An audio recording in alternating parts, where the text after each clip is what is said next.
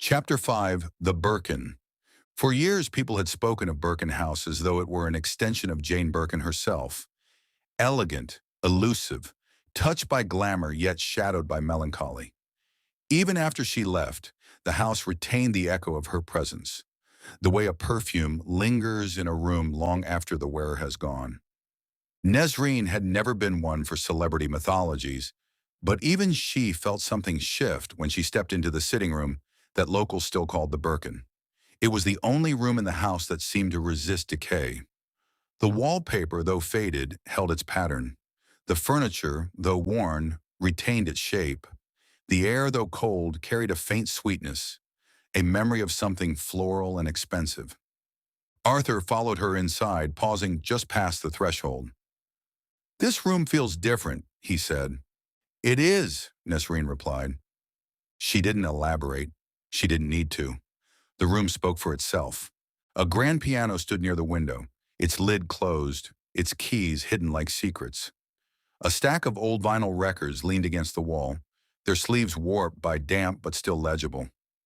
On the mantelpiece sat a framed photograph of Jane Birkin in her youth, and smiling, luminous, unaware of the shadows that would one day gather in the corners of her former home. Arthur moved toward the photograph, studying it with a sailor's quiet reverence. "She looks happy," he said. "She looks seen," Nesrine corrected. Arthur glanced at her.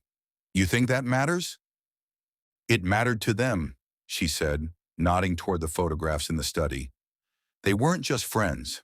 They were orbiters, people who lived in the gravity of someone brighter. Arthur frowned. "In the sixth?" Nesrine's gaze drifted to the piano. "He was the one who never shone," she said. "Not enough to be noticed, not enough to be remembered." She walked to the piano and lifted the lid. The keys were yellowed, some chipped, but when she pressed one, the note rang out, clear, haunting, impossibly alive in the stillness of the room. Arthur shivered.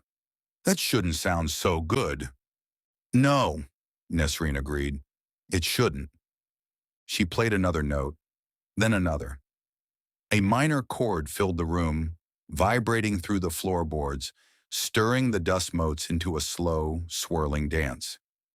Arthur watched her hands. "You play." "Not well," she said, "but enough to know when a piano has been touched recently." Arthur's eyes narrowed.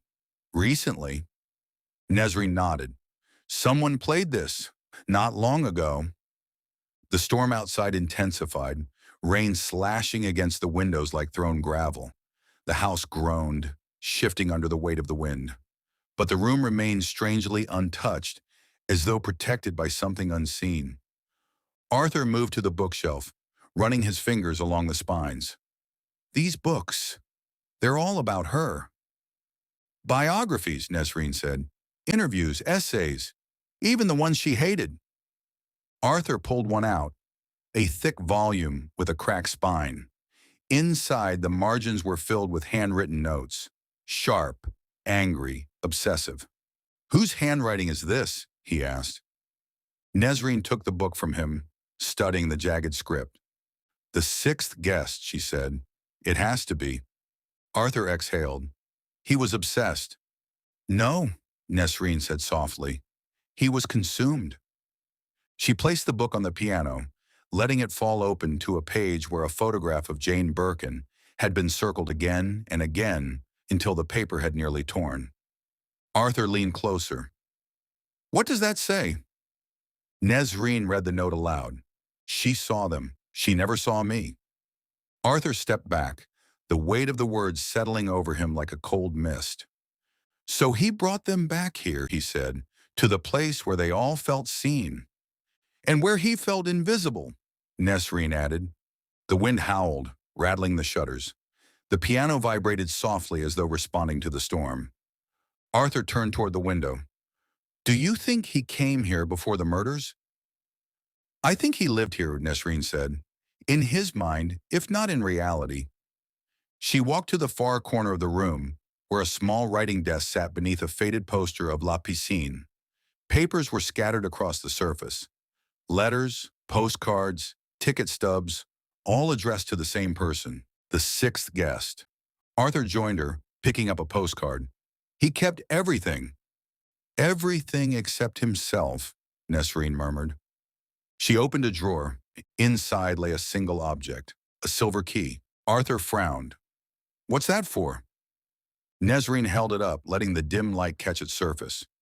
The cellar, she said. Every house like this has one. Arthur's expression darkened. And what do you think we'll find down there? Nesrine closed the drawer gently. Not bodies, she said. Not this time. Then what? She looked around the room.